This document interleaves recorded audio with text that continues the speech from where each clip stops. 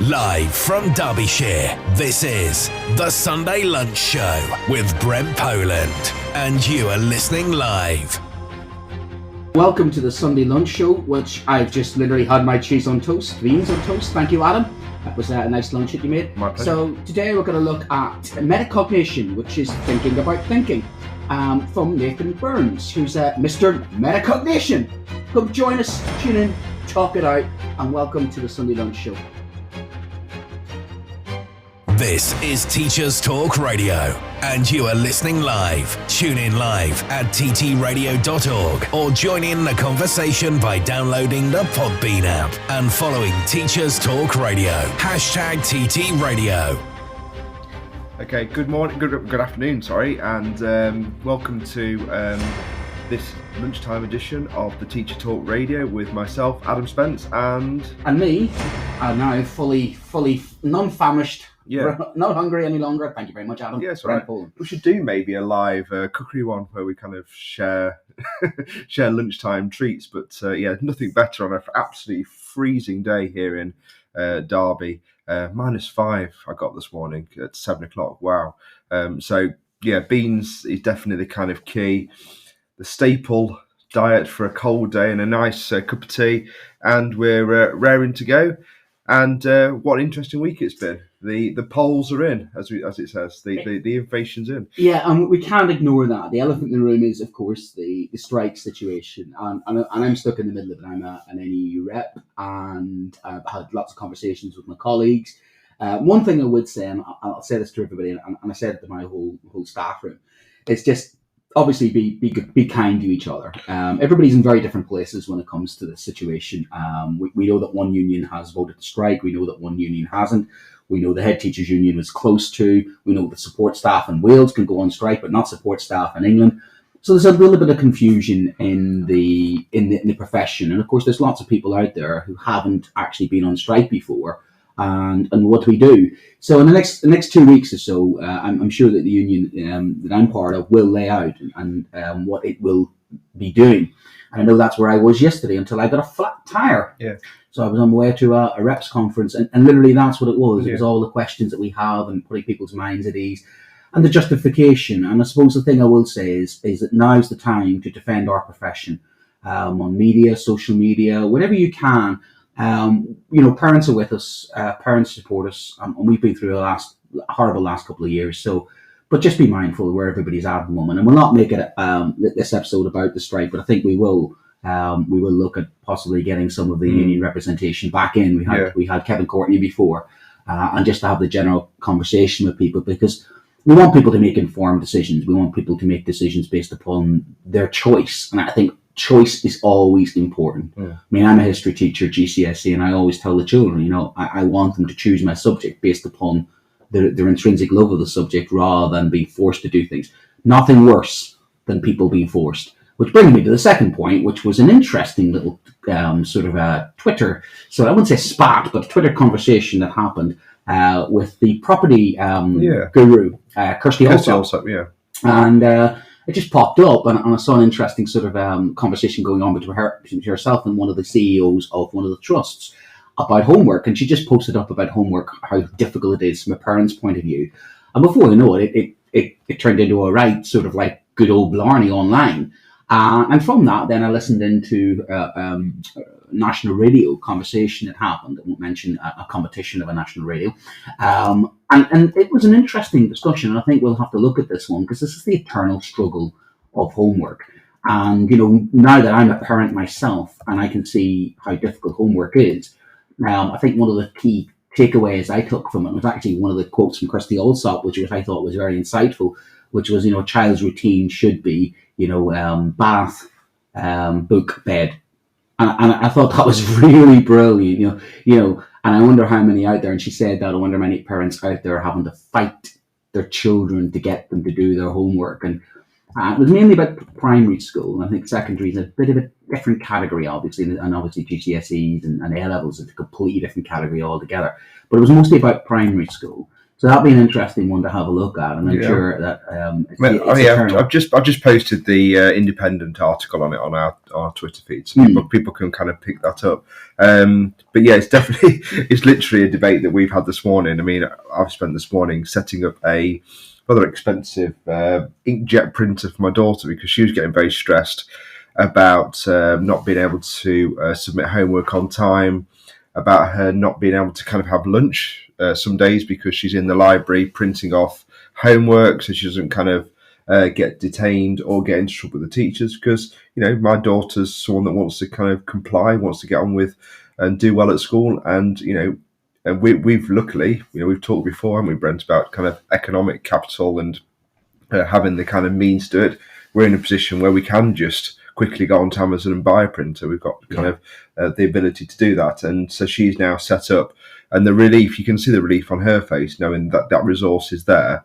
There's a whole debate all the time about what homework should be. The whole kind of concept around homework.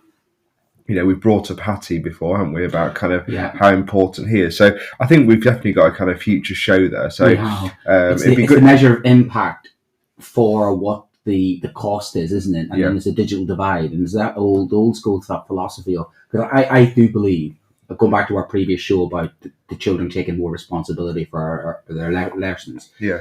But if you are forcing children to learn, you are not instilling within them that beautiful intrinsic love of learning, and therefore you're setting them up for future conflicts. But also you're destroying the relationship with your own children based upon what to satisfy the needs of school.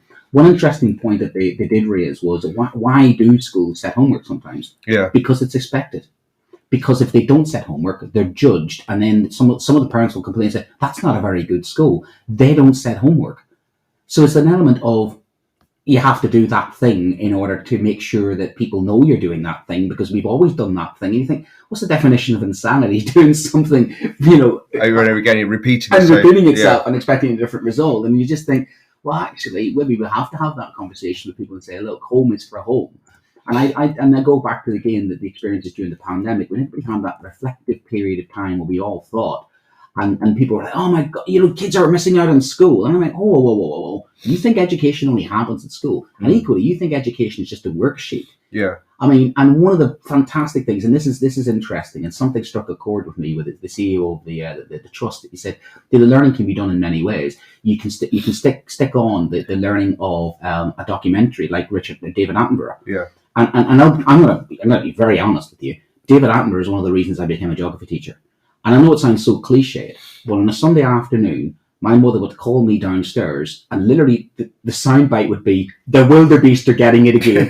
Because everything in and it was always like, here's the lions, the lions are after the wildebeest. Here's the hyenas are after the cheetahs are after, and everything on the Serengeti plain, just basically, that's the fast food, that's the Mackie D's of the Serengeti. And literally, I think about it, I must have sat, but then here's the interesting thing.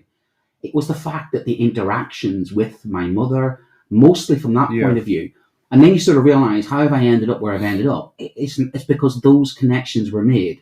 It's the parents who take their children to museums, take them on school trips. Yeah. It's that cultural capital, and how you do learning doesn't have to necessarily be, you've got a homework, tick a box. But can this is the argument, can you catch cultural capital up by homework? I guess that's maybe the question that we could pose, isn't it? But it's not that insane thing again when they said, they've lost so much schooling, we need to catch them up. As if you can measure the cognition and development of a child. And that nicely brings us on to what we're going to be looking at today, which is this concept of metacognition. And I was talking to his Royal Highness, the Metacognition Guru. I mean, I was more thinking about it. He's got a Twitter handle called Mr. Metacognition. And it made me think, wow, he's trademarked that. That's absolutely fantastic. That's his superpower skill as a teacher. And it made me think, actually, if I had a Twitter handle as a teacher, what would it be? He's Mr. Metacognition. He's got the power of thought. And it made me think of that movie in the 1990s, Mystery Men, where they had, a guy called Spleen, and he let off rather noxious gas, and one who had a bowling ball.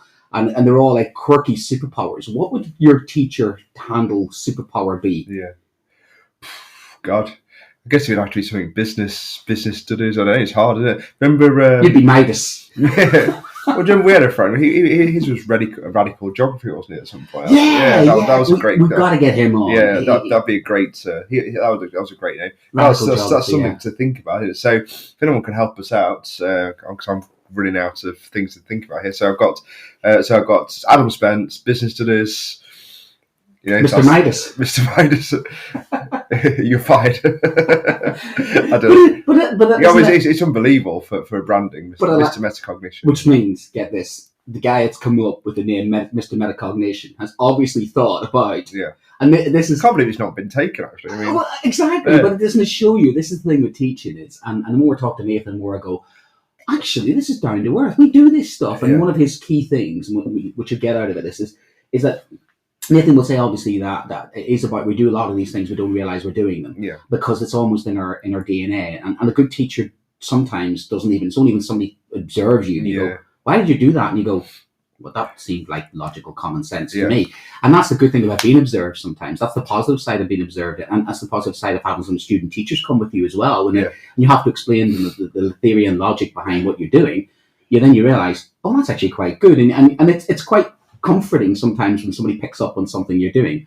So that's the thing what Nathan suggested at the likes of Metacognition. A lot of teachers out there are doing it without realising they're actually doing it. But then if they were mindfully more aware of what they could do more, then it's that's the next level. It's deeper thinking for teachers, isn't it? Because too often, again, in schools, we have this, everybody's embracing Rothschild principles and interleaving. And it's a bit of a flavour of the month, isn't it, Metacognition? But the concept's around well over 100 years. So a lot of educational psychologists and psychologists were coming up with these ideas a long time ago. Now, I've got an entry point into this. My wife's a clinical psychologist, and one of her actual gurus, who was a very brilliant author called Dr. Paul Gilbert. I remember seeing his lectures a couple of years ago, and again, he was talking about the three brains, the mammalian brain, the lizard brain, I think it's something to do with three types of brain. There's a specific name for it. And again, there is a lot of good psychologists out there, educational psychologists, really getting into how we work, how we think, and that's filtering through into education. And what I think hopefully Nathan will be able to give you is some of those practical strategies, some of those ideas, some of those quick, easy wins, the low-hanging fruit. Because too often, of course, as busy, overloaded, burnt-out teachers that we are sometimes, somebody comes along and says, I've got this really good idea, and you go, oh no, your heart sinks, and you go, what do you want me to do? Do you want me to change everything? And we're always caught between sometimes embracing the new ideas and then actually saying to myself, well, if it's not broke, don't fix it. And I'm always need convinced. I'm not saying I'm cynical, but I need to see the evidence of it. What's really good, what hopefully Nathan's done, and if you look at his literature and you look at his blogs, is that it is evidence and research based, and I do like evidence and research based, but I also like it when people don't bog me down in the evidence and the research, because you just don't have that time. When you want to from what I've heard, it sounds like kind of both the conversation that you had, it's a little bit of that kind of intrinsic thing, isn't it? Like it sounded obvious to him. It was kind of within him anyway to kind of think like that. So it was only really kind of adding the research to kind of what he was doing kind of naturally, or what he thought was a natural way to be a great teacher. So and he literally has something that curiously done, and I like when he says, during lockdown, this is what he did. In much the same way that I'm motivated to come and share my experiences, and I love communicating with people. We all find our niches, don't we? And once you find your niche, that's the beautiful thing with teaching. You find your niche and you go with it. Which brings me to another story, which I think I have to respond to. So we've got our new educational secretary, which we were willing to give the benefit of the doubt. They've lasted longer than the previous. And we've got the strikes coming up. And it's pretty much, there seems to be no budging. The big meeting's going in there, and they've met with the unions. And what's come out is, to solve the STEM crisis in schools, they're looking at increasing the pay for STEM subjects. And straight away, I'm going to say it, I don't want to be classed as a second-class teacher. I don't like it. I see it as quite, and I'm going to say it, discriminatory. I think it is divide and conquer. I don't look upon departments in the school and say, there's the maths department is better than the art department. Because I don't believe that's fair. Yes, maths and English are important, but too often I look at primary school children and I look at the narrow curriculum and I don't think it's healthy. I believe, and again going back to this, that I look at the things that my daughters enjoy doing. We've talked before about your daughter enjoying the music and the drama. That's right, yeah. And we look at what Britain does well as a country. Where does Britain overachieve as a country? Tell you where it overachieves. Arts, music. I'm sitting looking at your homage to the Beatles. You know what I mean? Tell me the thing that this country does well is creativity, arts, music, culture. And yet they're talking about, and we need a solution to the STEM crisis of teachers in school. I know, because I'm currently teaching physics. But as the way to go about it to just increase the money, it's not just about that. That is so tone deaf. This is ridiculous. I don't think these people in charge understand people like us. I don't think they understand that we are motivated for the altruism, for the fact that we enjoy what we do. I just think their motivator might be finance, and not being able. But ours aren't. Yeah, I mean, we'll take a picture. We can take a few pictures here, but this is kind of as Brent says, it's a homage to music, particularly the Beatles here. But it's something that me and my wife really kind of get the kids behind: drama, art, because I think it kind of releases kind of creativity, and actually I think it contributes towards the STEM subjects. I think you can't just have STEM on its own. You do need some kind I've lost track of many students that have gone through my music department and gone and done music technology. Yeah. Well, altogether, and the importance of this is why the short-termism is that according to the Arts Council, it's £8.5 billion contribution the arts makes to the UK economy.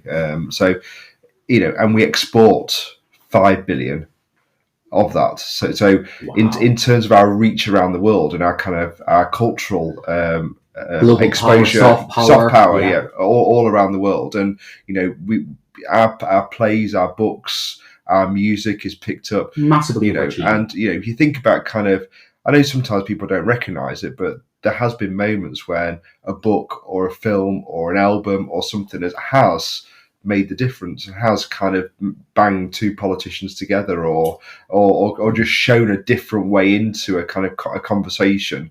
When things have gone a bit out of hand, kind of around the world. But it does come back to that deep question that we asked a couple of weeks ago about what's the purpose and function of education? Is it to produce people, the Rishi Sunak idea? When you add that and you add the Rishi Sunak, there's a very clear thing of trying to turn our children into consummate consumers. Yeah. And it's interesting that, they only do education for a purpose. And I think that's very different. I would like those guys in charge to value education for its cultural, for its development, for its actual ability to enrich and ask critical questions. But I just don't like that feeling. It's something deep within me that says that's just not fair. And do not get me wrong, we need to recruit better teachers coming in, more teachers coming in. We need to get maths and science teachers, absolutely. But if they just think simply that by some trick of economics, that they're applying some Adam Smith economics or something along those lines of increase the money, here's the curve, and more people will join the profession. They're not understanding workload. They're not understanding the root cause of the problem. Because if I think that's going to solve the problem, they've tried that before. We used to have golden hellos. We've done that before where we've done extra bursaries and golden hellos. That may recruit, but it won't retain. Because if your individual is joining the job for want of a better pay, okay, that's fine. But they're going to expect what? Progression, pay progression. They will eventually, yeah. Well, eventually, or they'll leave. Or what's going to happen? They're not going to stomach what I've had to stomach, which is a 26% pay cut since 2010. So that's great. So you've solved your problem. You've got people in, and now they expect more money. And that's the type of individual you've attracted to teaching, who now expects to be well compensated for their time. There's this market forces in education. Yeah. So what's the data of it? It's 1 in 4 leave after how long? Was it 2 years? 2 to 5 years. Yeah. So that's just not a sustainable. The only thing that I'm thinking about with the pay thing is do they then if they create a 2-tier structure, are they? That's where you lose people like me when you create a 2-tier structure. Yeah. But or do you just have to say in some schools you just can't have art, you can't have drama. Yeah, it's terrible. I'm trying to see what's round the table at the minute. That's just morally wrong. Yeah. That's not right. I don't understand this. And again, it goes back to our curriculum being narrowed. I don't think they're following any evidence whatsoever. When we're going to, have a chat with Nathan about the fact that his work is evidenced. I'd love to see the evidence of that. Because I would say that my 20 years experience, your 20 years experience combined, and I'm sure people listening are more welcome to chip in, but I think all of us would agree that we need a broad and balanced curriculum for a variety. And pigeonholing children into potential futures is not the way to go. Children don't like to be pigeonholed. They are free spirits. And they should be given as much choice as possible to be able to fulfill their potential. I mean, how many more Banksies in the world would not exist? I'm sorry, but not everybody goes down to the City of London and ends up being a banker. Not everybody goes into those type of jobs. We need a society which has got every type of individual catered for, and an education system should cater for all those needs. And that's social engineering. That's quite dangerous, actually. Yeah, it could be. Yeah. Well, my alarm bell rang when I read into the kind of.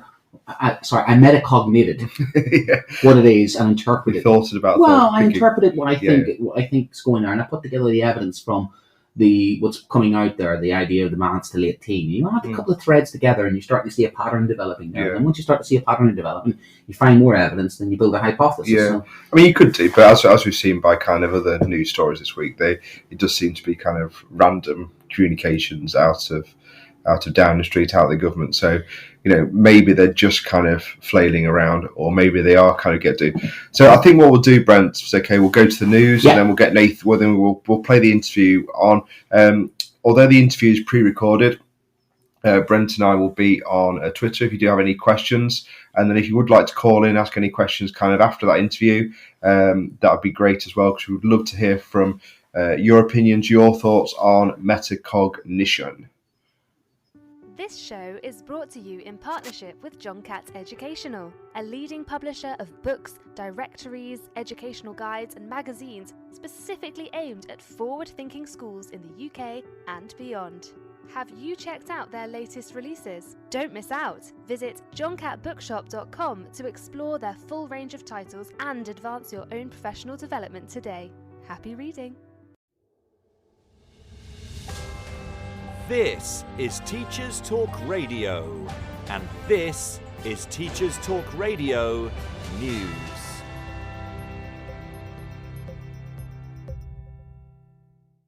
The Christian Institute website carries a story on the reminder by Minister of State for Schools Nick Gibb that schools in England have a duty to remain politically impartial in their teaching and extracurricular activities. The guidance was published last year, but Mr Gibb was responding to MP Miriam Cates' references to a YouGov poll, which appears to reveal that the majority of UK children are being taught political ideology as fact, and he issued the reminder. Ms Cates was referencing a view that children are being taught that they can be born in the wrong body, as well as resources being used in schools which focus on the topic of gender identity. The DfE guidance comes as Scotland attempts to introduce new legislation on gender recognition, which is opposed by Westminster. The guidance states that schools should not under any circumstances work with or use materials produced by external agencies that take extreme political positions. The Varsity website reports on findings by a right-wing think tank that elite universities were more likely to use progressive terminology on their websites. Cambridge tops the table in the Radical Progressive University Guide, although the think tank Civitas does not appear to see this as a positive. Varsity highlights comments reported in the Daily Mail, which warned that half of our universities peddle their woke agenda to students.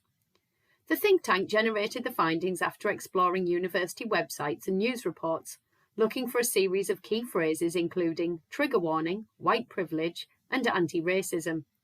Those with high incidences of key phrases were at the top of the table.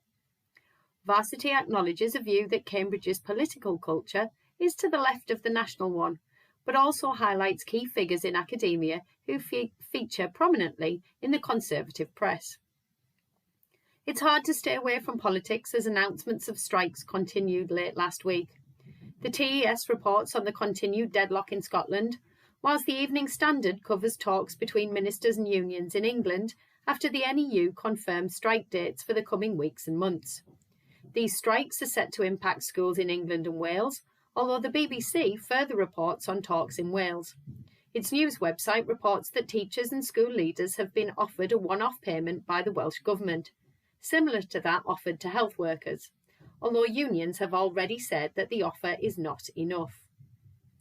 Scottish media outlets have also carried a story about what it describes as fears about violence in schools. A clip now widely shared on social media shows an altercation between two students and that took place on the same day a male pupil was left unconscious following an assault.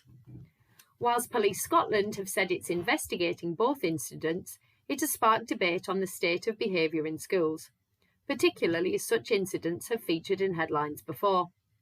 The Scottish Government has previously stated they're investing an additional £15 million this year to enhance capacity to effectively meet the needs of young people, and that they were very clear that violence is unacceptable.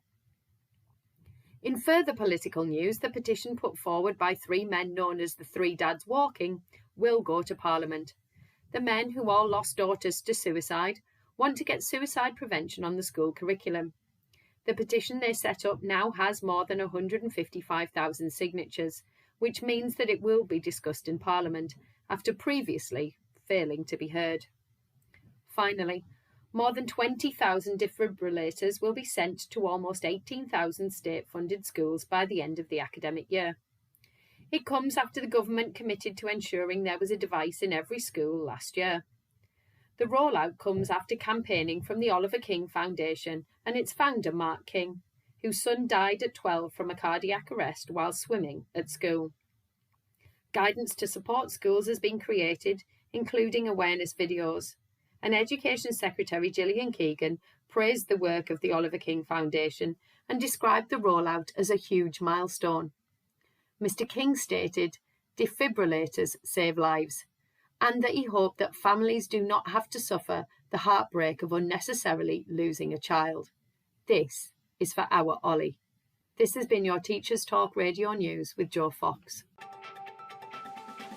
This is 2 Minute Tech with Steve Woods, your tech briefing on Teachers Talk Radio.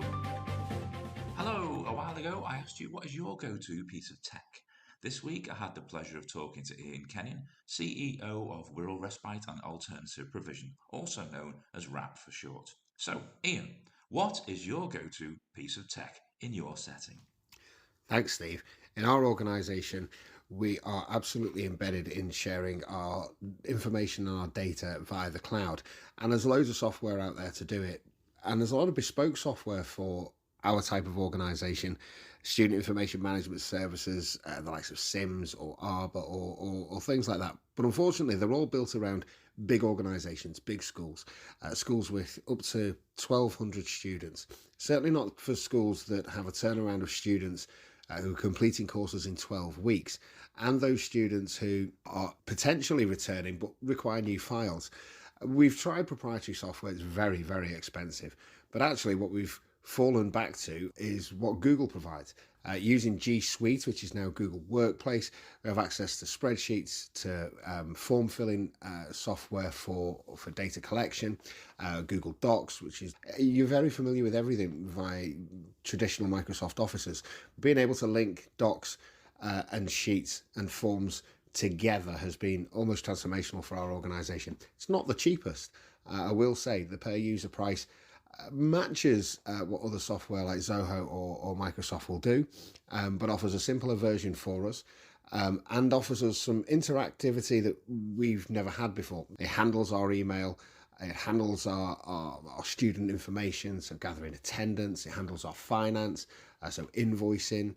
The way that the suite works, the way that the package works, just works really well for us, but with very little additional investment in time, effort and training. Google offers us everything that we need.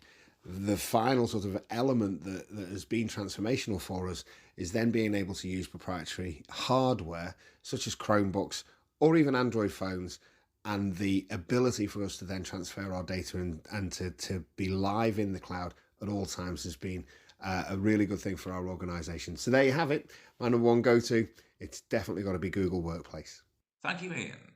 As always, I'd love to hear what you want to know about tech. Do you have a go-to piece of tech? Let us know at TT Radio Official. I'm Steve Woods, and that was 2 Minute Tech. 2 Minute Tech with Steve Woods, your tech briefing on Teachers Talk Radio.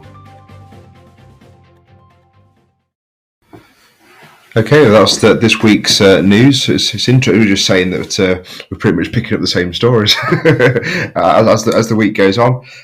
So, do you want to just start the interview? So Nathan Burns, Mr. Metacognition, as you said. Well done, Nathan. Perfect branding, as we've already commented on. So you met him this week? Yes, I met him this week, and we had a fascinating conversation because I've got to know Nathan recently. And you know, it was it's a word that I recognise. But the funny thing is, a word that I can't spell, because until I seen his Mr. Metacognition, I always called it Metacognition. Okay. And it was only when I was writing up, the thing for this show, I was like, I've been calling it Metacognition, as in and it's such a geographer thing. It's Metacognition. I was like, it's Metacognition. And only did I realise when I was saying his name, I was like, I better spell that correctly, because I've always pronounced it Metacognition. I wonder if many people out there actually go Metacognition. Yeah. Did you have it about Metacognition or Metacognition? Or is it just me? Cognition, just you, I think, yeah. Oh. Metacognition. Yeah, I can't. I think it's just maybe the geographer in you thinking that metacognition. Yeah, I mean, but that seemed like more logical. You're constantly thinking about countries. Yeah, so. It's just. Yeah. But it's not interesting. So, and it was a good conversation. We were having on the end of it a good conversation as well about the MADS idea with Rishi Sunak, which we'll save for a later date.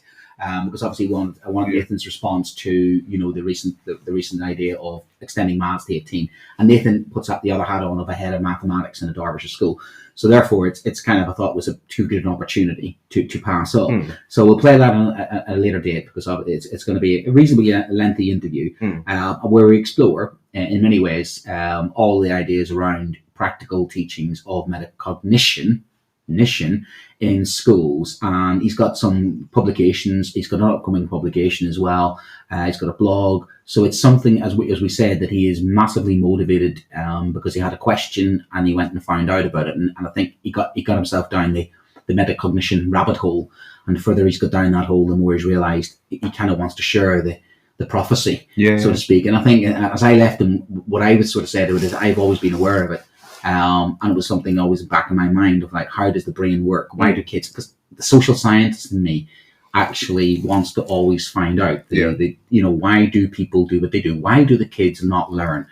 And that's it. Every teacher is always trying to come up with new ways, new ideas. And you think, well, actually, what are we trying to do here? We're trying to change how children think and do. But we're also trying to do it in a way that where they're cooperating with us. And gone are the days where you just basically had to almost bully children into learning. The good old days of the cane and everything else. It's participants, isn't it? You've got the equal participant in the process. They have to be. And in fact, one of the things that's most amazing is that you and I both know that in the middle of your lesson, sometimes the children's metacognition can sometimes take you in places that you've never thought of before. And that's the beautiful exchange. That's the meeting of the minds, because their brains are uber fast, and sometimes they're thinking about things that we're not thinking about, and equally I'm thinking about things and expecting them to read my mind. And I think sometimes there's not the meeting of the minds. I'm saying to a child, what are you thinking about?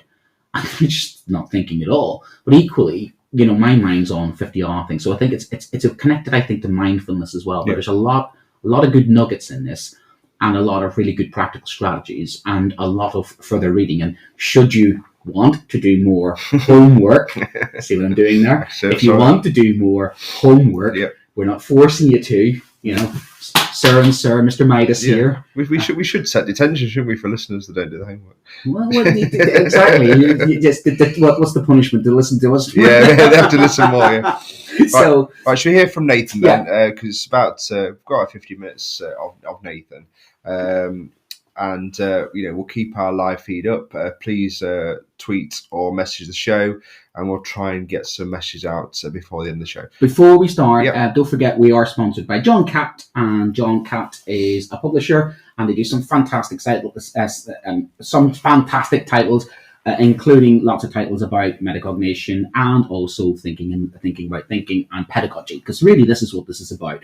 So if you want to check out John Catt as well, that's fantastic. And don't forget, we are always looking for hosts. We've got a roster filling up, and we've got new hosts coming online who've got adding to their flavour of what we do.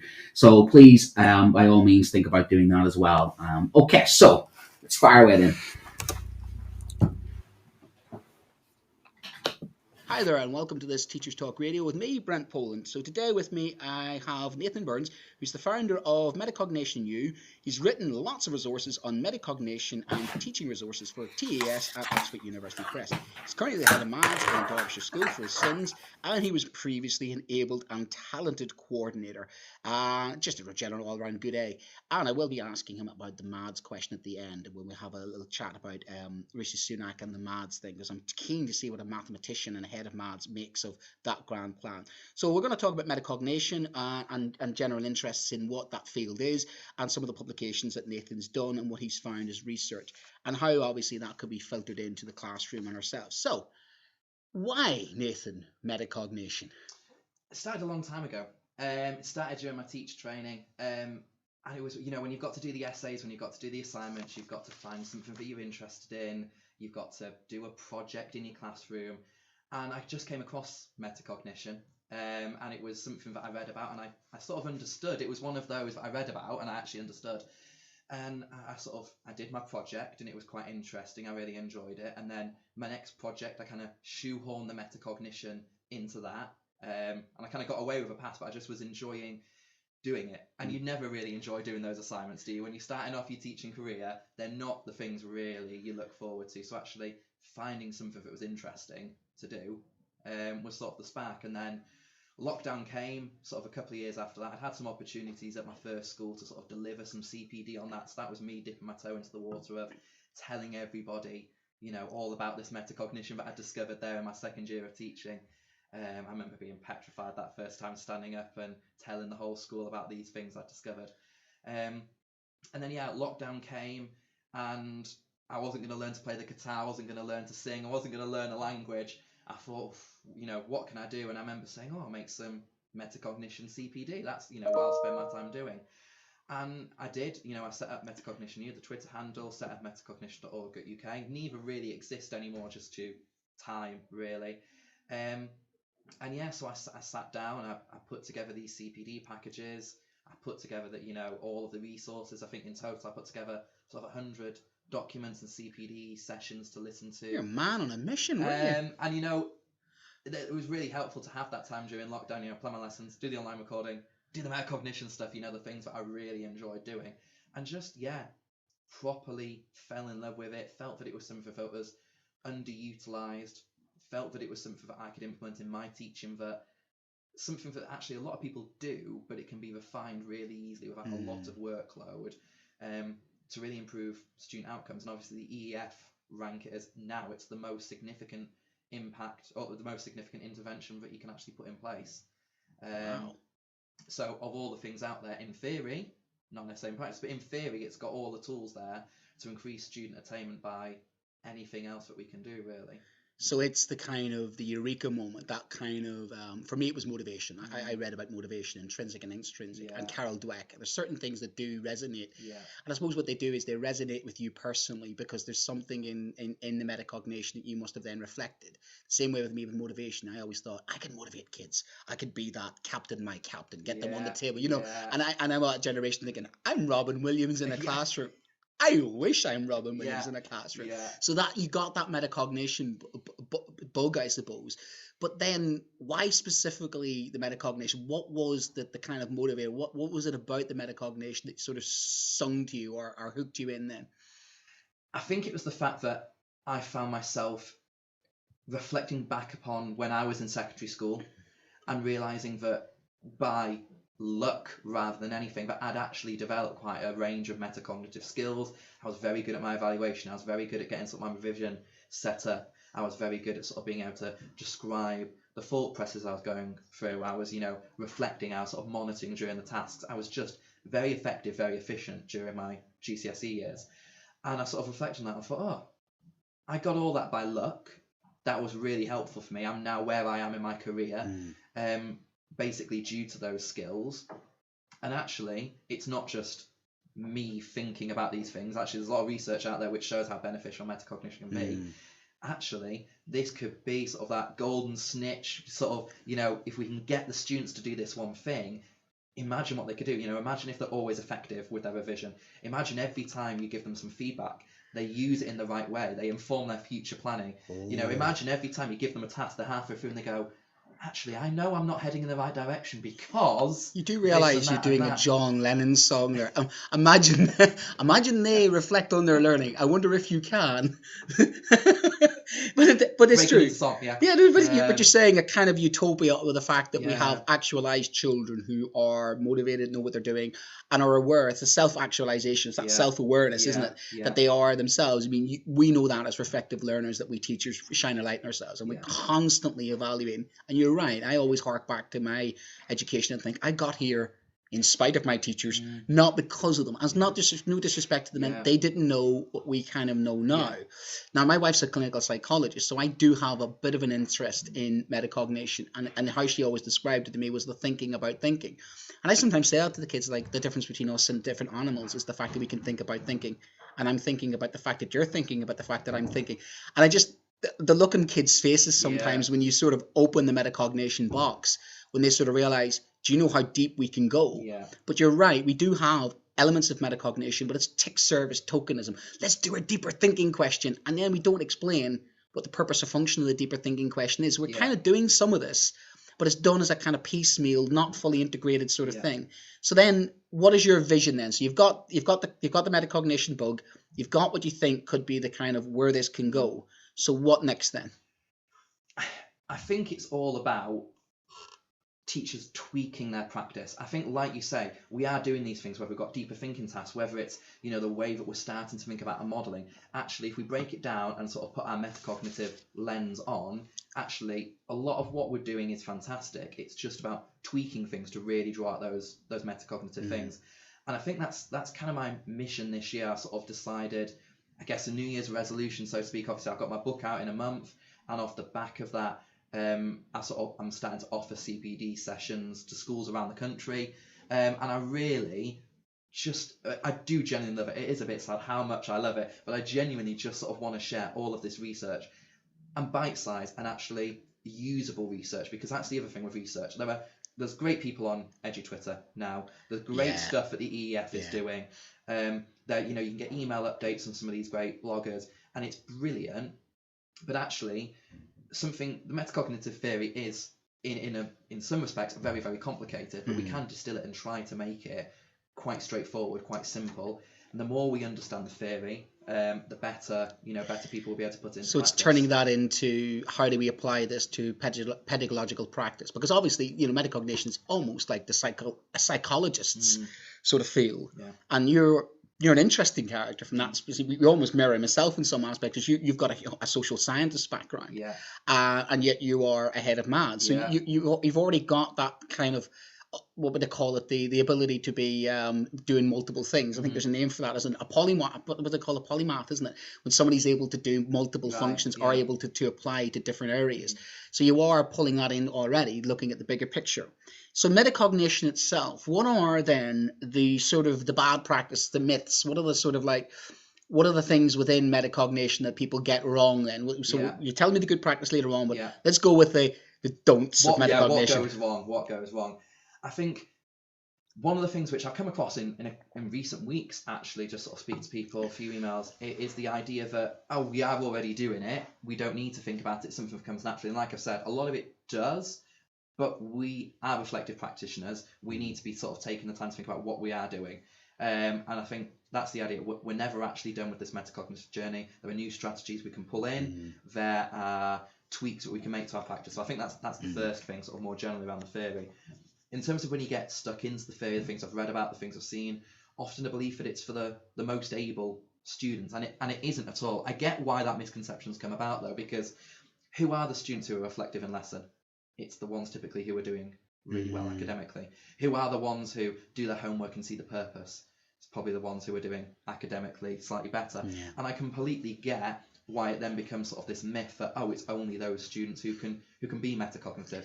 There is an element of truth, obviously, because until you've mastered that cognition, until you've mastered the knowledge, there's no point being meta about it. You can't sort of try and evaluate the strategies that you're using if you don't even know how to use the strategy in the first place. So there is, of course, an element of truth. There's no point trying to go to this next level, this deeper thinking, this thinking about thinking, until you've actually mastered the content. But there's no reason why a student in a lower set, there's no student with sort of like lower targets, whatever it might be, cannot be metacognitive. See, that is where your controversy starts to come in a little bit, because I do believe you. I'm with you on that, because I've always had the idea that sets are delimiting, the glass ceiling. That, I mean, I come from a very working class background myself. I failed the 11 plus. I wasn't say I was written off educationally, but I was put in the pile of, maybe in a good day. And I actually had a teacher say that to me, maybe in a good day, Poland, you might pass your exam. I'm like, and with me, I overrid that with, fine, I'll show you. I'll prove my point to you. So it made me more, I would say, a chip on my shoulder. I had a boulder on my shoulder as I might finish. But that's fine. It fired me up and it got me out of there. But there was others that it felt the self-fulfilling prophecy then became, so to speak. So do you think then there is that danger, that trap of, it's a bit like differentiation of kind of, I'm differentiating for the sake of differentiating, when sometimes you don't need to differentiate. By differentiating, you're actually creating that ceiling, aren't you? Yeah, definitely. And I think that's it. If we don't think that lower attainment students can be metacognitive, we're not going to give them the opportunities to be metacognitive, so they're not going to develop the metacognitive skills. So they're not going to be able to be metacognitive themselves. It is that self-fulfilling prophecy. If we don't think they can, we're not going to give them the opportunity. They're never going to improve. And actually, research shows that as you go through your early years, you go into your teenage years, up to adulthood, your metacognitive skills do improve, but minimally. They improve where there's direct instruction, where students are still. So I remember one of the case studies I was reading, I forget who it was by, and they were sort of saying that if you're in school, your metacognitive abilities increased or improved significantly more than those people who have just gone off to the world of work. And it makes a lot of sense. If you're going through academic rigor, you are going to be constantly pushed, constantly tested. But actually, as soon as we take away those opportunities for students, if we write them off and say, let's just worry about the content, don't worry about the metacognitive stuff, we're introducing a ceiling. We're introducing a barrier to them. And actually, we need to be taking barriers away from every single student, especially those who potentially have more barriers in front of them. We need to do everything we can. So we almost need to target them with metacognition, not the other way, and say, actually, it's got to do with that, again, the cultural capital, the confidence, the soft skills. This is for you. You can do this. The breaking down the barriers. Look, it becomes a scaffold, doesn't it? If for example, we think of breaking down an exam question, even in maths, we spend so long thinking about an exam question. One strategy we use, like, what's your comprehension of that task? What is it actually asking you to do? When have you seen something similar? Like, what's your connection? When have you done something like this before? Have you done it in your homework? Have you done it on an online platform? Have you done it, in class?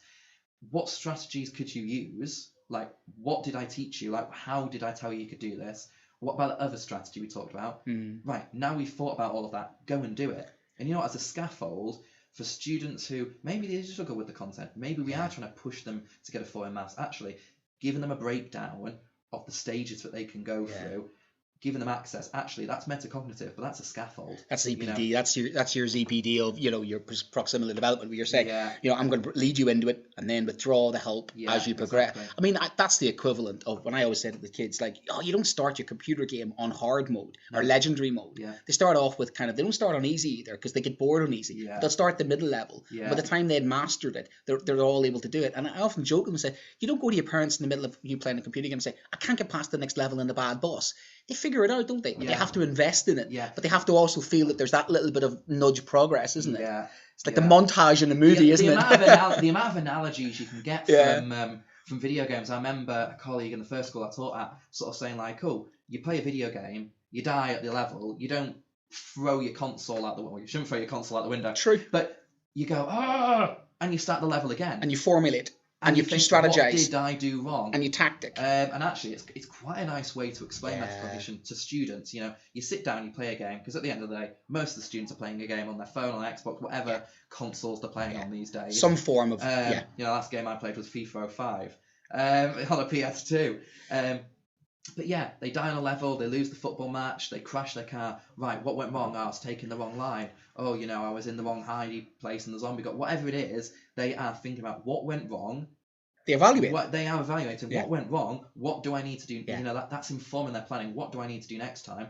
They start the game again. Oh, I think I'm in the right position. I can see that thing, so I'm not in the right position. They're monitoring as they go along. But they're also thinking about their own performance and thinking about evaluate, right, I did this is the outcome. Okay, I'm going to do something different.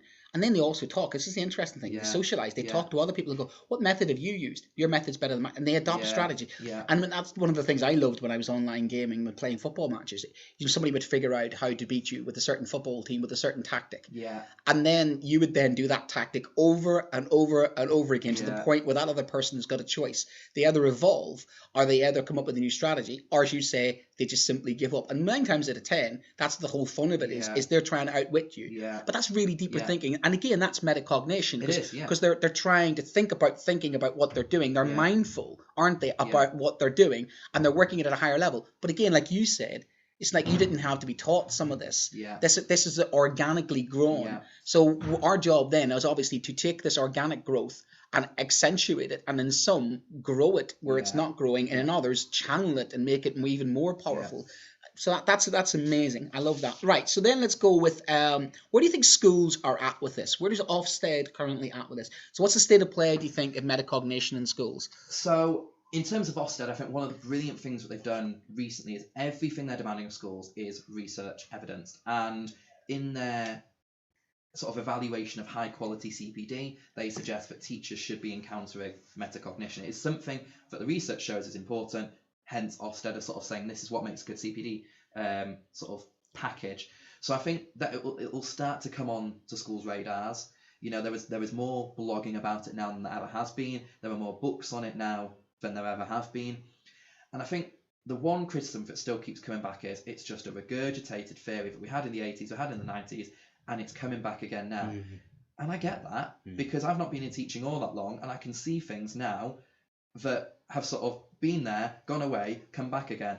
And I can also see things that have been introduced and have become fads, have become things we do because everyone does them, and that really highly attaining school with great progress does them. Well, does it fit the context? You know, does it fit us, etc.? And was it that thing that they were doing? And this is the thing. Or was it the behaviour? Was it the ethos? Was it the buy-in? Was it the parent? There's so many different factors that weigh into a success of a school sometimes. And some people go, oh, it's our new adoptive curriculum. You think, is it really that? Or has it got to do with the social capital that your pupils have? And there's a little bit of that sometimes with the fads have come. This actually reminds me of, and you probably agree with me, we had a situation about 10 years ago, we had Learning to Learn. Yeah. And we had a discovery program with the year 7s and then year 8s. And what we did was we took 2 hours of the week and we said, today we're going to do about group work, learning about learning, theorizing, doing project work. And actually we enjoyed doing that with teachers. We created our own resources. The problem with the children was, and here's the real problem was, what's the outcome? They wanted, what grade am I getting? Yeah, what's the concrete? What do I get from doing this? Exactly. Because we had so conditioned them 23 hours a week to go, here's your level, here's your grade, here's your level, here's your grade. The 2 hours of the week we're going, right, we're going to do something different. And you're like, okay, so we're actually learning about what do I do with this freedom? Yeah. And they just couldn't handle it because you're always telling the right hand, the left hand to do complete opposite. Yeah. So that's the thing. I think your hypothesis is correct about metacognition. You've got to embrace it. You've got to embrace it. You've got to embed it rather than tokenism of let's do 2 hours of a different curriculum to experiment with it. It only works if it's embedded, and at the end of the day it is metacognition. It is based upon cognition. So I think the thing that fell down with Learning to Learn, obviously I wasn't teaching at that point, but I think the thing that fell down is it became sort of ad hoc sessions. It was a tag on rather than a sort of an influencer thing that informed the curriculum, informed lessons. It was this is something, the buy-in, isn't it? This is something good, let's sort of tag it on. And actually it's not a surprise that students are like, what's the concrete thing coming out of this? Because it wasn't tied to any cognition. Even now, if we were to put together a 1 hour session, we could put a video game up on the board, we'd get them all to play a level, and then we could say, oh, why have you gone wrong? Watch it. And we could even show them metacognition in that circumstance. It's got to hinge on something. It's got, what the strategies that we teach them have got to hinge on something that is real life to them. Tangible, hasn't it? Yeah, it's a hard enough theory to get your head around when you're an experienced practitioner who likes reading theory. It's hard enough to get your head around all of the intricacies of the theory. But the irony, and here's the irony, you're going to love this, the thinking about thinking. Some of it can never be measured. We know this because some of the things that I've ever done with students, and I've had students say, send me a message 10 years after I've taught them. That lesson you taught me in the Holocaust in year 9, and I think I haven't spoken to that child in 10 years. Yeah. And somewhere along the line, I planted a seed, created an idea, did something that I was so unaware of. But I had a home run on that kid. Yeah. And it made such a difference to them that they're telling me about that brain wave that they had. And that's the thing. How would somebody have measured that? Yeah. I can't even measure that. It is very, very difficult to measure. And I think at the end of the day, we will be able to measure it through attainment, through grades, because it will support attainment, it will support progress. And I know it's really helpful just for an adult to be able to do these skills. And schools aren't exam factories. But we know that if we can get students with better grades, we're giving them opportunity. We're opening doors for them. So if this can give students better outcomes, then that's our that's our reason to do it, isn't it? And through the back door, then you're also answering that question about, are we creating critical thinkers, deeper thinkers? Are we setting them up? Like you say, your setup that you organically got set you up for the rest of your life. Exactly. So ultimately, that's one of our functions that we kind of lose sight of sometimes, because we're at different stages. We pass these kids on to somebody else, and we pass them on to somebody else. And somewhere along the line, then we've got to take stock at what we've created over 17, 16 years of education. And you look at that and you say to yourself, actually, if we could be adding metacognition in there, we could be the individual. And I'm funny, when I realized it myself, the person who helped me mostly was my politics teacher. And he turned me into an academic, and he was all about this before this was this. When I analysed why he was so good, it was literally he was getting me to really, really think, really challenge the thinking, going deep. But you're right about that. It had to be the knowledge first. He had it scaffolded. The guy was way ahead of his time, actually. But that's the thing, is when you realise it now, the person that does it for you, or when you become aware of it, or when you're awake to it, you realize the power of it, don't you? That what it did for you actually set you up. That almost consciousness, isn't it? Yeah, and I think if we were to think about students, if you were to walk into a classroom, think about a year group, how many of them are aware of their thinking? At the end of the day, and through no fault of their own, a lot of times, it's really hard to get students to actually think for 5 hours a day. That's really, really difficult. It's hardcore, isn't it? And actually, to get them to think about their thinking, they're not going to be consciously thinking about their thinking in a lot of circumstances, because just thinking for that many hours a day is difficult enough. So it's shining that spotlight. It's giving them the opportunity to pause, take stock, like, what went well, what can I improve on, why did that not work, what do I need to do next time? And actually, those little things, and it does set them up, because you go and buy flat pack furniture now, you take it home, we all know it's going to be a nightmare, but are you thinking, right, what is a sensible way to go about this? I'm going to lay out all the pieces, and I'm going to make sure that I've got everything. I'm going to read the instructions before trying to put it together. By the way, this isn't me, this is my partner. I rip it up and then I try and put it together. You give me an IKEA bed, I'll turn it into an IKEA piece of furniture. It'll be something else. I am terrible. I can't. She's the opposite. Yeah. She does the DIY. I do the destruction. Yeah. We're literally. We've said this before. She's the psychologist, and literally my worst nightmare is somebody giving me IKEA with instructions. It's like Lego as a kid. Yeah. The Lego instructions go out the window. I just create whatever you want. It always ended up in spaceships. It was like the movie. Everything is awesome. I ended up being that guy creating a spaceship out of everything, and it's funny when you look back at it now. You go, your brain is the way your brain is, and there's not. Sometimes there is things you can do to it, but you are wired in some ways the way you are wired, and you accentuate it, you add to it, you boost it, you sort of dull some things, and that's, I think, what metacognition can do. Going back to practical strategies then, so let's take some practical strategies. What can your average teacher, so give them some advice of what they can do then with metacognition? I think the main thing, the easiest thing, is all around modelling. I think if you're going to go for anything, if you're listening to this now and you're going to try something new in your classroom later this week, the thing that you need to focus on is your modelling, because that is the kind of thing where you can kind of ignore what the needs of your students are. It doesn't really matter what year group you're teaching. If you can improve your modelling, if you can be more explicit in your thinking. So I try, and I'm not perfect, I'm never going to be perfect, but I'm always conscious of it. Every decision I make, I justify. Why am I doing this? Why am I taking It's the rationale, isn't it? Exactly. And if we shine a light, because we are experts, it's that expert blindness. It can come up in planning. We don't put those steps in because we're like, of course you know how to do that. But actually, when we're modelling, are we showing the students, I'm doing this and this, and this is why? It's that, and this is why, that rationale. Can we shine a light on it? It's the clarity as well, isn't it? That's always, Hattie says that, teacher clarity is one of the things. Yeah. But teacher clarity only comes when the teacher is aware of the stages themselves. Yeah, exactly. Well, because we can, and I'm terrible for it. When I get on a roll, the kids sometimes go, where did he go with that? Yeah. Because they're watching an academic just run with it, and it works sometimes. Yeah. But you often wonder, how many have I taken with me? Yeah. And how many are looking at me going, look at the entertaining Irishman. He's kind of funny. Yeah. And that's where you lose yourself, don't you? You got to be careful of losing yourself. So planning and modeling comes into that. Would you specifically, or would you organically? How would you then model? I'm thinking, explicitly. Again, in some ways, because I teach maths, it's a little bit easier. But if you're solving equations, whatever it might be, there are multiple strategies. Do one on the board, evaluate it. Why would this be useful? Why would it not? Show it again with a different example, with the same example, in a different method. I could solve it like this using this strategy. I could solve it like this using this strategy. Think about the different ways you can go about solving That's like countdown, isn't it? Yeah. Well, it is, because that's the thing. You are. You've got your target. How, what are the different ways of getting there? What are your number patterns? What are your bonds? What are your multiplicative relationships like? Just turned you into Richard Riley there, haven't I? In a maths coming out, yeah. But and that doesn't have to be in maths. It's how you write an essay. It's how you approach an assignment.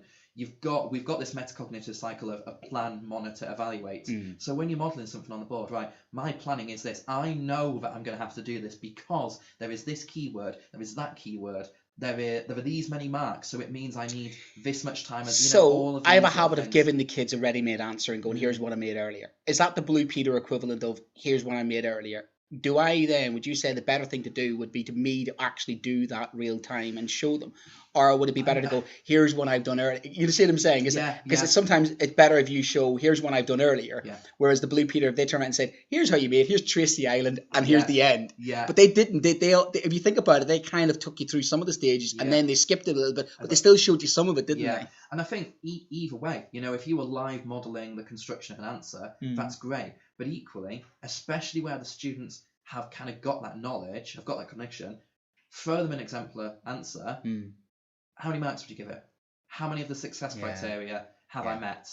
Have I answered the question? But appearance self comes into that. So that's one of the things I always like to appearance self-assessment is when you basically, what would you, that's the same concept, isn't it, as well? Yeah. And actually, this isn't about turning students into marking their own exam papers, but students need to be aware of the quality of the work they're producing. They need little triggers. They need little things that tell them that we all do, don't we? We all need little triggers. If you're building that IKEA bed and suddenly it's touching the roof, something's going wrong. When you actually get on the bed and you fall through the slats and go, oh no, something's gone wrong. So what are those triggers before we get to the final product? That means you're on the right lines, or you're not. So if you throw an essay underneath your visualizer, right, the first line links back into the question. Shows you what we're trying to do. The next line is explaining what the purpose of this question is, or the purpose of the essay, whatever it is. So actually breaking it down again, shining that sort of expert knowledge on it. The other thing I love to do is get a grade 9 question, get a grade 8 question, get a grade 7. And I know it's kind of like, what is a 9, what is an 8, what is a 7? But you roughly know, we're all experts, we roughly know. Throw those questions to a kid and say, right, which one's the 9, which one's the 8, which one's the 7? Yeah. Great. Why? What is better? And actually, sometimes... Do you find yourself saying, what is the examiner looking for? It's interesting. That's a question that we metacognate. I go, what is the examiner looking for? It's getting me to think. If you're an it's literally what I'm saying is, what's the examiner want you to do? Same as the questions, because those questions sometimes, especially your humanities questions, are always awkwardly worded. They the way they word them sometimes is illogical. Yeah. But you're often saying, decode it, break it down. What is the examiner really looking for? Which is in itself saying... What was the thought that went into the examiner? Yeah. What was their thought? What was in their mind? What was in their mind when they create this question? Yeah. Because therefore, unlock what they really. Because now you know what they were asking for. Yeah. You can give them what they want because now you've decoded the question and you've thought like them. You can design your answer along the lines of what they're looking for, isn't it? Well, listen, even in maths, again, you do question 7, part A. You go on to part B, it's going to be related to small little things like that. So often students go 7A, B. I don't think you've not used part A. And it seems so obvious to us, but actually a part A normally will link onto a part B, or where it says hence. And it's like, that is your trigger for use what you've just done. And again, it seems so obvious. And this isn't exam coaching, this isn't training, this isn't learn all the keywords. It's logic as well. It's logic, it definitely is logic. And it's just understanding, right, what is the thinking here? I've got a part B, it's starting off by hence. So hence means, considering I've done that, because this has happened, because this is the situation, now what? But you see what's happening to the child there is always the thing, and always my biggest problem is they misinterpret the question, or they jump in. And I actually had that this afternoon with the class, and it says, right, give them the source. And the first thing they did was they started writing the question, like, whoa, what are you doing? You're going to spend 5 minutes going through that source, but they're so conditioned to go, quick, go. And I'm like, no, stop. read the source, take a deep breath, plan your answer first. Yeah, plan it. Yeah. Plan, think about, and funny, I looked at some of the students after 5 minutes, and they were writing it better, because what would have happened was they'd started writing it, and then they'd stroke it out. No, and then by the end of their answer, they would have figured it all out. But that was too late, because they'd have written the answer, and then it won't flow. Yeah. So I'm trying to train them sometimes to go, stop, Take your time.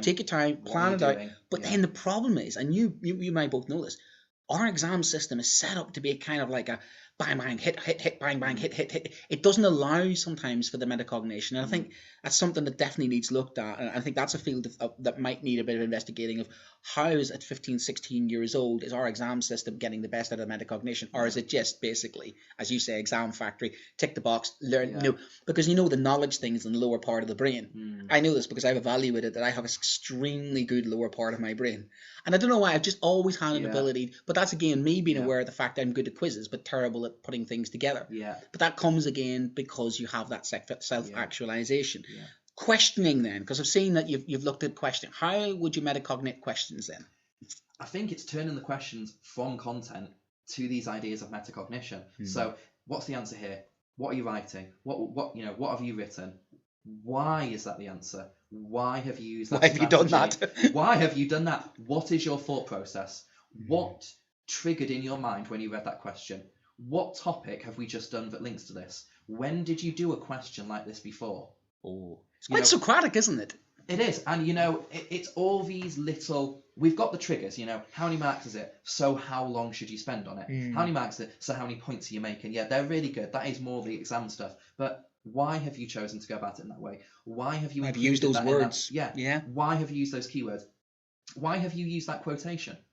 Why have you used those key dates? Why have you used those numbers? It's dissection of what they're doing, isn't it? It really is. It is critically evaluating each choice that is made and evaluating, is that the best choice? Was it the most effective choice? Was that the best thing? What do you say though when you get this and they look at you? And I'm terrible for it. My wife will turn around and say to me, and it's a therapy, why did you do that? And sometimes they think, I'll be honest with you, I don't know. It's like, why have you made 2 cups of tea? And it is because I'm on autopilot. Maybe I'm tired, maybe not. And it's interesting that we sometimes search for the deeper meaning and stuff, and it might just be, I just did that because I just did. You know what I mean? And that's where we mentioned earlier, it can't be a tag on. It's got to be embedded, focus. And I think there's the capacity for a faculty to do it all at once, but really it needs to be a whole school thing. It needs to be, when you sit down at the end of the year, you're in SLT, what are your priorities for the next academic year? If you want metacognition to be there, it needs to be one of those priorities. It needs to be your T&L priority for that year. You can do things in your own classroom. You can do the questioning. But if you are the lone sort of person doing that and they're buzzing around 14 other teachers across the fortnight before you see them again, they are going to go, So do you think then it needs a couple of pilots, or as you say, a faculty or 2 to do it? Show how it works, get the results, and then say, look, guys, we've trialed it, we've given the results. So it does need a couple of pioneers, doesn't it? I would go whole school, but small focus. So I'd say, right, everybody is going to do this. Have a session on theory. Get, whenever I write my blogs, whenever, in my book, whenever I talk about metacognition, take the time to understand the theory. Take the time to understand the processes. Take the time to understand knowledge of task, knowledge of strategies, that sort of thing, knowledge of self. Get your head around that, let that sink in, and then think, right, we're not going to do questioning, discussion, all of So take a strand then. Take a strand, take a sub-strand. Yeah. Not even all of questioning. Actually, what we're going to do is this half term, everybody in every subject, we're going to critically evaluate the strategies we use. Yeah. Why have you gone about it that way? Why that strategy? So build it up then over time. And build it up. And if everybody is constantly questioning about strategies, you can't say in lesson because you know that you're already doing every other that. Teacher, there are 18 other teachers that are also asking them about that strategy, that approach, and building. Which brings us full loop then to embracing the CPD opportunities in it. Obviously having a look at the literature and the research out there, your blogs, the materials you've produced, actually dipping your toe in and having a go at some of the stuff. And what you try to do is you try to break it down into, because you're a working teacher and you know yourself, reading an academic book is a lot of time investment. So it's got to be... It's been a long time. It's got to be the low-hanging fruit, doesn't it? Yeah, it's been a long time since I read a pure academic book. It's been even longer really, since I've properly sat down and sort of read through some research journal article, because you're knackered at the end of the day. Yeah. And if you do have time and you're like, I want to do a little bit of CPD, it needs to be in layman's terms. Yeah. We can't be going heavy. We're overloaded a bit, aren't we? We're overloaded, and it's always been like this, and it always will Yeah. probably be like Yeah. this. And it is the nature of the job. You know, it is going to be that sort of thing. We are running all over the place. We know what we're doing, but we are running all over the place, and our minds are fried by. It's the Maslow. By Monday afternoon, your brain's absolutely fried. But what I've always tried to do, and this isn't to, simplify a very complex or oversimplify, I guess, an overcomplicated theory. We want this to be possible for teachers. We want metacognition to be something that schools can introduce. But if it's put in books which are 400 pages long, crammed full of case studies and theories, no one's going to engage with it. It's not going to be accessible. Yeah. I've always tried, when I speak about it, when I write about it, I always try to put it into toolkit type of exactly. What are you focusing on? What are your weaknesses for your kids, right? So what about trying this strategy? All right, I'll go and try that one thing. My recent book, I think, has something like 60 strategies in it. I'm not saying do all 60 at once. It's what are the issues you're facing. But it's the context of what you can do, it's what your setting is, what you're. So it's that thing as well. Is what you're comfortable yourself with. What exactly. Things do you sort of? Because you know yourself, when you buy into something, the passionate teacher delivering something, believes in it more, is always going to transfer that a lot more than somebody who's going, what are you doing now? We're doing something with metacognition. Oh, what's that? It's that kind of, you need to get through that cynical wall, and this is the beauty of all the strands of metacognition. If I was to go in and look at something now, it might be questioning because I feel confident and secure with my question. That's a good place. In the same way that metacognition, you need to be meta, you've got to really understand the knowledge. Well, for us to introduce those strategies, we've got to be confident in that area of teaching. So there's no point trying to introduce strategies on questioning if you're a little bit concerned about your questioning more generally. If you don't feel like it's one of your strengths, in your armory, don't start off there with your metacognition. Take your strength and tweak what you're doing and start to see the benefits and start to sort of embed that habit forming, isn't it? Really, don't try and do it with something that you're already sort of struggling with. And we've all got weaknesses in the classroom, so don't try and address it straight away with metacognition. But there's nothing worse than a shackled teacher who's been shackled by something they just don't agree with, doesn't fit their pedagogical philosophy and doesn't fit their sort of. And again, I think that's one of the reasons why some teachers leave certain schools and go, "You're doing things this way. It's not how I want to do things." It's like the set things or the not set things. We often find the sort of niche that suits our style. And yes. Again, a bit like a footballer, you can go to a different football club and they ask you to play the same way, and you go, "Oh gosh, here I am again." You do have to adapt as well. We all good teachers do. Bring it all the way back to the end. Then, so look at the key takeaways. Then, so you have 5 things. Then you'd say, right, what would be the 5 sort of things then you take away? Number 1 is the theory. Sit down, have a look at the theory. Have a look at some of my blogs, look at my book, look at the podcasts that are out there. There's so many people making metacognition accessible. So spend some time when you're not exhausted, maybe given some CPD time in school, whatever it is, spend half an hour reading through the theory. That'll be number 1. Sort of get your head around that. I think number 2 is identify what it is you want to work on. Like we've just said, don't pick an area where you feel like you're struggling with, maybe more generally. Pick a strength, pick something that you're good at. Maybe you're already really good with your modelling, so tweak it. Make that 1% better. Start off small rather than going in, huge. So that'll be number 2. Number 3 is pick the right class, pick the right kids. Don't pick that class because you're going to make mistakes. Don't experiment with your exam class until you're ready to go. I know. And this is the thing. Whenever you're given a new strategy in CPD, go and try it out. You're going to need some time. You're going to make mistakes. You're going to need some leeway. So don't use that strategy with a class who aren't going to give you that time and space to make the mistakes or improve it, because that's going to knock your confidence. And it's like a kid. Don't give them something that they're going to really, it's going to destroy their confidence. Set yourself up to fail in that, isn't it? Exactly. Really, So pick the right class, pick the right time to do it. Maybe it's one class every single lesson, or maybe, it's every time you teach this topic. X topic, I'm going to use this strategy and I'm going to build it in there, and you get the same questioning opportunities. So that's number 3. Number 4 is don't be hard on yourself. We're teachers. Give yourself a break. More generally, obviously. In terms of metacognition, give yourself a break. You're going to make mistakes when you introduce ideas. It's natural. I've thrown around dozens of different ideas. One might work for you, one might not. People, when they start their teaching training careers, go into all the TLAC books, you try strategy, doesn't work, you know, you try it again, you try something different. Give yourself a break, you know. It's going to be difficult for some bits of it, you know, even if it's broken down. It might not go right. Take that time to pause, reflect, evaluate. Be metacognitive about the metacognitive strategies you're introducing. That's very metacognitive of the fact that you're metacognitive at metacognition. You get into a loop there, don't you? Yeah. And then last, what would I say? I think if you can, work with somebody. Partner up with somebody else who's trying the same idea. If it's not a whole school thing, maybe if you're in a small faculty, could you try it with different people in your faculty?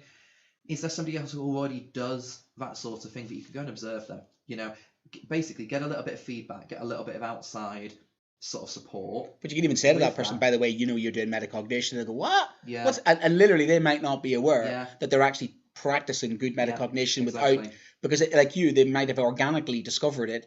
Seems like the logical right thing to do, and they're doing it anyway because they figured out it works. So So that would be number 5. Find someone to work with, find someone to talk about metacognition too. We're all better practitioners when we talk about what we're doing. Not moaning, not, you know, whatever it is we have to talk about. If we talk about the subject we're teaching, if we talk about the way that we're teaching it, if we talk about the strategies we're using, we're going to become better teachers. And actually, what are the 2 things that we spend most of our time doing? 1 is teaching, and 2 is thinking about that teaching.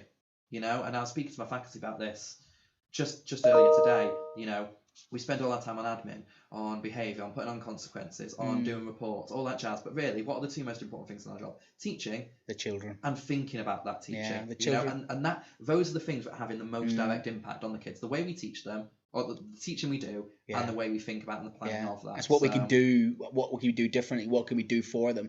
How can we better service them? Equally, how they're changing, we have to change with them. So last question, and so we've done metacognition, which is absolutely fantastic. And Could be here for weeks. You know, weeks. I said a short interview, so that was a bad idea. I've got to go to the I've got to go pretty soon. We will be right. So maths. So Rishi Sunak decided that his grand project wouldn't be teacher retention, it wouldn't be teacher funding, it wouldn't be buildings, it wouldn't be any of those things like to get us caught up with the rest of the world. No, it would be let's all do mathematics till 18. So as a head of mathematics, what was your reaction to what do you think about that? I got very annoyed for quite a few days, and then I realised he said, "This." I saw your tweets. Yes. And then he said, I realised in the small print it said, this will happen if we get elected at the next general election. So that gave me a bit of a chuckle because obviously that's not very likely to happen. So I felt like I was getting myself all flustered for no reason really. And I think we've talked a lot about implementation. And one of the rationales behind this is every other country seems to do Master 18. Great. Well, does it fit for us? It's all good. You know, that school does it. We should do it. Well, does it work for us? And I think that's kind of like bad. That to me is just sort of bad implementation. The thing that's really caught on for me is the government have banged on and on and on about getting these 4s and these 5s at GCSE. Fine. Agree. Yeah. Perfect. And then they said that if you don't pass, if you don't get that grade 4, you're resitting it until the age of 18. Okay. Okay, that was a fantastic interview, Brent. We wanted to kind of keep the maths thing to a later date, so we'll come back to that. I've just found a natural kind of cut off there with the interview because we are going to come back to the maths question. As you said, make sure you kept saying when it gets to the maths question, make sure you stop. So we paused it kind of at the maths station, but thank you very much to Mr. Metacognition.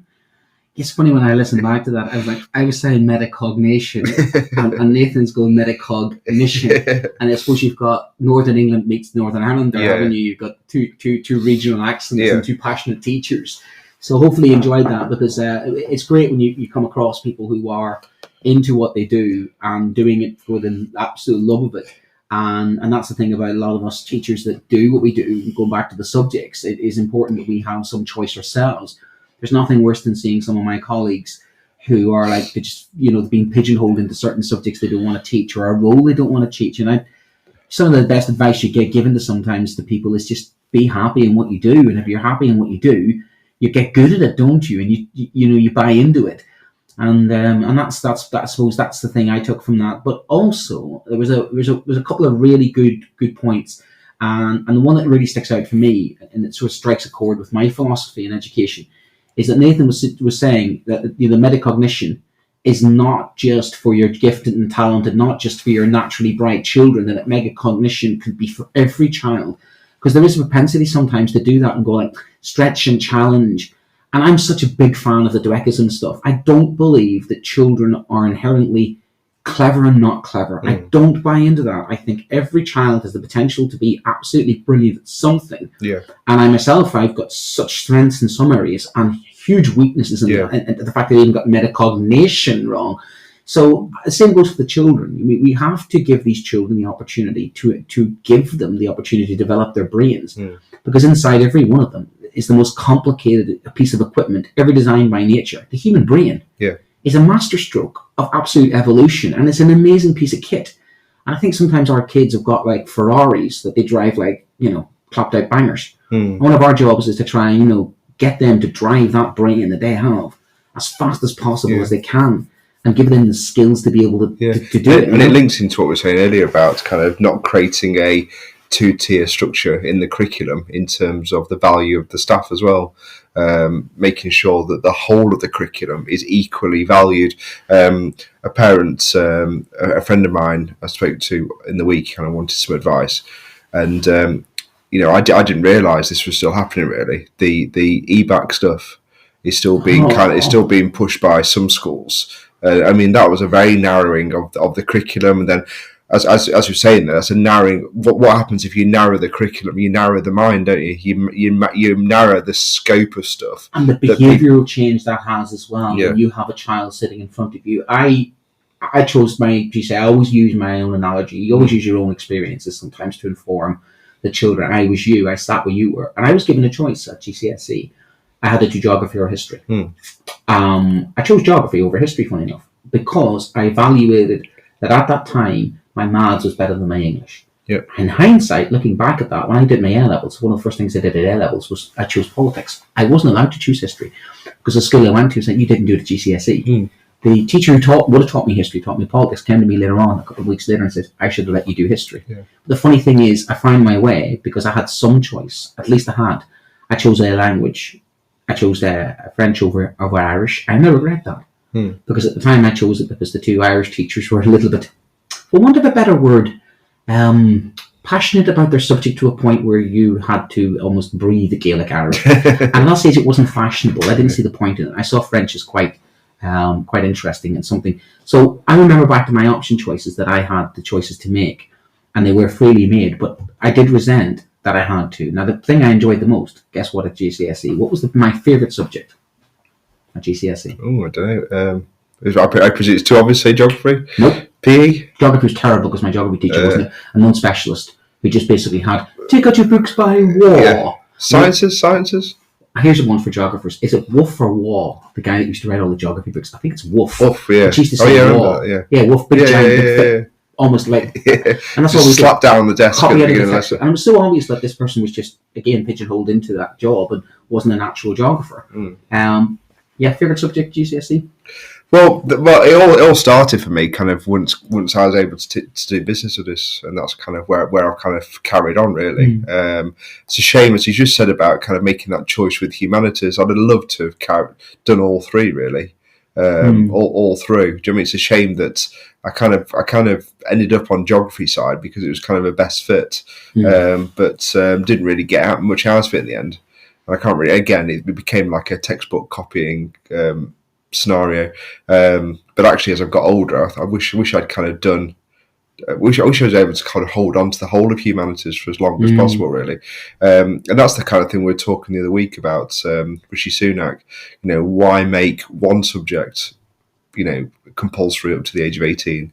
Why not? You could almost argue that subjects like history, subjects like business, financial literacy or whatever, they could be the ones that kind of you take all the way through, really.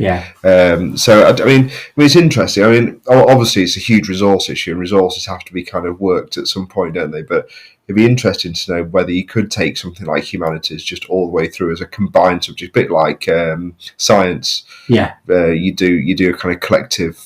I you did like I think I ended up with science, like doing the double award or something like that. but you end up doing biology, physics, and chemistry kind of equally, and then somehow they manage to shuffle it together for 2 papers or whatever. Well, they are separate subjects, and then also, I mean, they've got a lot of content to get through. But going back to it, my actual favourite subject at GCSE was art. Yeah, okay.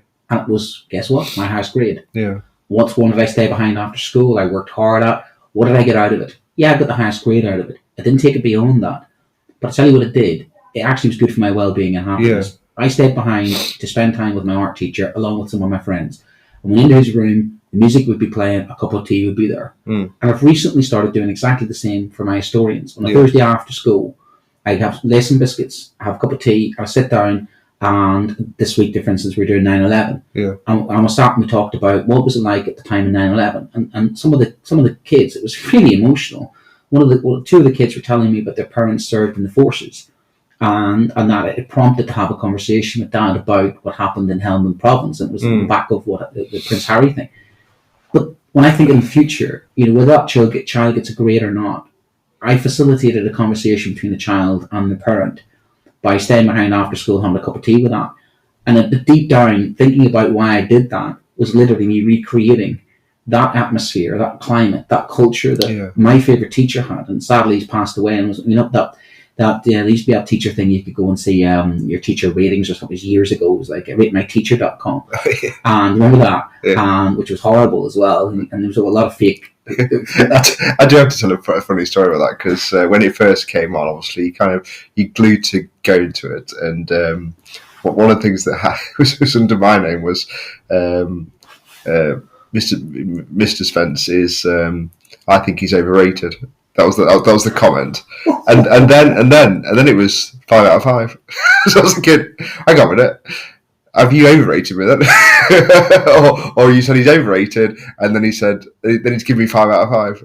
So I was thinking, well, qualitatively it doesn't sound good, but quantitatively I've still got the 5 out of 5 ranking. So, but there was people having fun with that, putting in messages like he talks too fast, and I'm like, I'll take that. And then again, 5 for clarity and communication. But I went on his, when he passed away a couple of years ago, his site for that, and every comment was genuinely, this man made a difference, this man changed my life, this man was fantastic, this man was this man inspired me. And it didn't matter the student. The thing I took away from him was, it didn't matter if they were top set, bottom set. It didn't matter if they were the type of kid who got into trouble at school.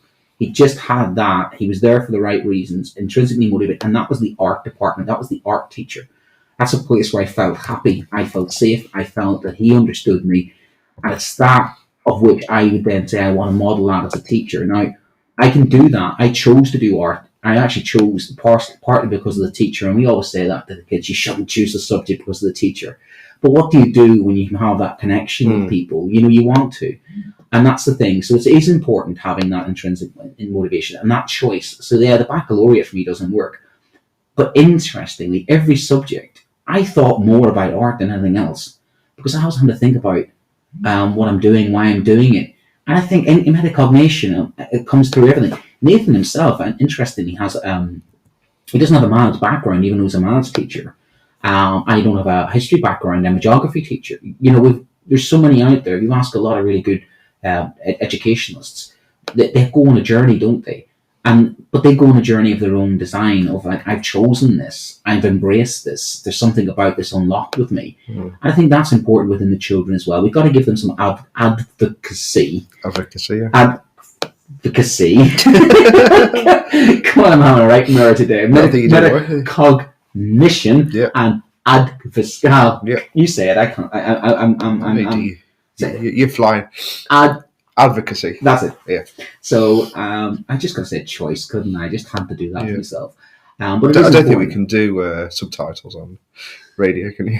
How does it work? It's like that documentary years ago with Liverpool Football Club, wasn't it, with Brendan Rodgers? And they had subtitles for Jimmy Carragher and Steven Gerrard, but no subtitles for the Spanish players like Pepe Reina. And it was like the non-native English speakers actually were more fluent than the English speakers. It's funny how it works sometimes, because this morning I was watching The Rig, which is quite good on Amazon, but that because all the accents there are Scottish and kind of almost like really strong Scottish accents. And I don't know if but there wasn't an option to take off the subtitles. It was just it just started on. So I just wonder if, because it's on Amazon Prime, they've just kind of because mainly American audiences, maybe just kept the subtitles on.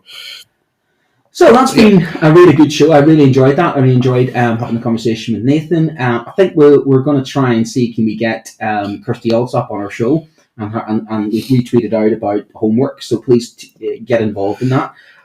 We're possibly looking at getting some of the union representation in the next couple of weeks to discuss the strike ahead of the 1st of February, the first of the 4 national strikes. And I do think there's going to be a lot of media on that.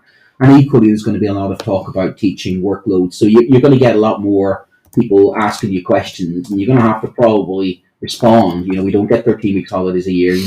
We do work hard. There is a recruitment and retention crisis. No, we're not being greedy. So I do suspect that the profession is going to be in the firing line. And we'll obviously have our strike bingo. That was a good one. There we go. I enjoyed that. Yeah, the strike bingo. Strike bingo. Yeah. So we'll have a watch for those key phrases. We're lazy, we're greedy, we are part time. We know. So we know that, and people who know enough. What's interesting about public opinion is that there was a 2017 public opinion on teachers, and it was less supportive. I think 30% for and something like 60% against. I recently did the same poll. I think it was the Observer. It had flipped completely the other way around, and I'd put that down to just basically what we did during COVID. People know, the job that we did during the COVID crisis. And I think there's more appreciation when parents themselves have to step into the breach a little bit of the job that teachers do. And I know, as a parent myself, what the primary school does for both of my children. And I am in absolute awe of them. So if you're a primary school teacher listening to this, you are amazing. And I'm sure you often say, well, how can you guys do secondary? I often think, how can people do primary and the secondary? We're always the wrong way around saying, well done you, but we all work in education and we all do our best. Yeah, just quickly, the poll on Twitter that I put up earlier, and if you want to follow kind of Kirsty Alsop's comments on that, there's quite a number of different tweets on that, but really interesting. We're currently on 46% no, 54% yes. Sorry, I completely wrong around. Yes is 46%, no is 54%. Okay, so the no's have it. The no's have it for I wonder how many of them are parents who are going like, I hate homework. Or teachers that don't like secondary. don't like marking it. Don't like it marking it, yeah. I never thought of that. I was thinking from a parent's point of view. So this show's been brought to you today in partnership with John Catt Educational. They are a leading publisher of books, directory, educational guides, magazines, specifically aimed at forward-thinking schools in the UK and beyond. So please have a check out their latest releases, and there are plenty there to choose from across the whole range of all your pedagogy to education, to even metacognition. So visit johncattbookshop.com to explore the full range and advance your professional development today. A bit of CPD there, I suppose, for leisure, for pleasure. So have a look at that. Hopefully there might be a book in the future, which was, what was it, bed? No, it was a bath. Bath. Big bed. Yeah. Bath. You'll be very careful. Big bed. Very careful. That might be a title for a book, and maybe Miss Alsop might have a problem with that. But there's somebody out there who wants to write a book. I'm giving you a title. Bedtime routines for young children. I'd probably be a top seller, I'll be honest with you, considering how some of us struggle to get our kids to sleep. But don't forget that we're also looking for hosts. We're also looking for people to get involved in Teachers Talk Radio. We're looking for people to come on as guests. If there's anything that you're more welcome to invite yourself on to myself and Adam. We're more happy to hear from you as well. Any feedback from the show, and please share, like, tweet, subscribe, and you can download any of our episodes, or equally any of the episodes from our colleagues. There have been some absolutely fantastic Teachers Talk Radio Twitter Spaces and also Podbeams recently. Tom's the other night was absolute liquid gold. That was the Andrew Tate special, and it was one of those that could have went on. In fact, I asked a question, poor Tom, about 5 minutes before the end, and he was like so disciplined off. I'm like, I've only got 5 minutes left, but it was one of those that could easily ran another hour, because there was so many guests there, and some of the material that was coming up and was absolutely brilliant. So if you are trying to do some PHSE and you're looking at the situation with Andrew Tate, I would fully recommend that. Some absolute cracking titles to be downloaded. Come and listen to them at any stage, and a little bit of CPD update for yourself. So that has been a production for me and Adam. It's been Sunday lunch. And Thank you very much, guys. Thank you very much for the 30 people who have tuned in live today. Really appreciate your support. Tell your friends, tell your colleagues. Let's get a bit of a kind of gathering on this show, because it'd be great to hear from you. Next week we're looking at a bit of a deeper dive onto the strike, the lowdown, and hopefully we can get some kind of guests to help us with that as well. But thank you for tuning in, and we will see you next week. Goodbye. You've been listening to Teachers Talk Radio. Tune in live and listen back at ttradio.org. We look forward to hearing from you next time on Teachers Talk Radio.